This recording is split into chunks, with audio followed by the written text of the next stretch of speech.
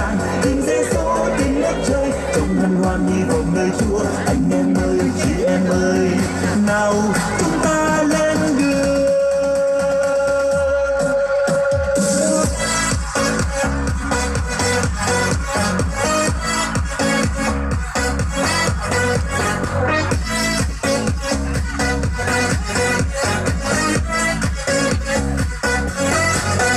Anh em ơi, chị em ơi, đã sẵn sàng lên đường hay chưa? Đã sẵn sàng. Đôi tay đâu vỗ lên đi, trong Giêsu rộn ràng tiếng ca. Anh em ơi, chị em ơi, đã sẵn sàng lên đường hay chưa? Đã sẵn sàng. Đôi tay đâu, trái tim đâu, trao cho nhau một trời thân ái. Đi thôi, mau đi thôi, anh tìm gì, em tìm gì?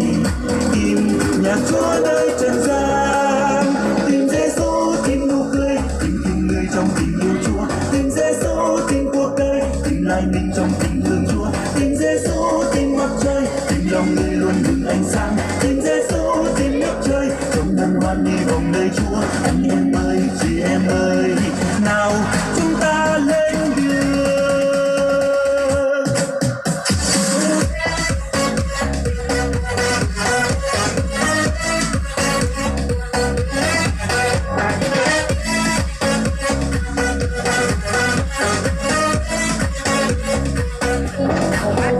Anh em ơi, chị em ơi, đã sẵn sàng lên đường hay chưa? Đã sẵn sàng. Đôi tay đâu, trái tim đâu, trao cho nhau một trời thân ái. Đi thôi, mau đi thôi, anh tìm gì, em tìm gì?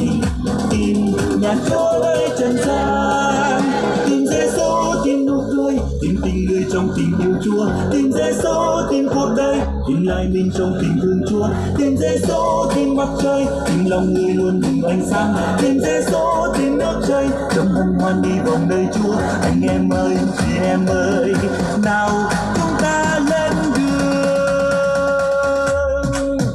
Tìm Giêsu, tìm nụ cười, tìm tình người trong tình yêu Chúa, tìm Giêsu, tìm cuộc đời, tìm lại mình trong tình thương Chúa, tìm Giêsu, tìm mặt trời, tìm lòng người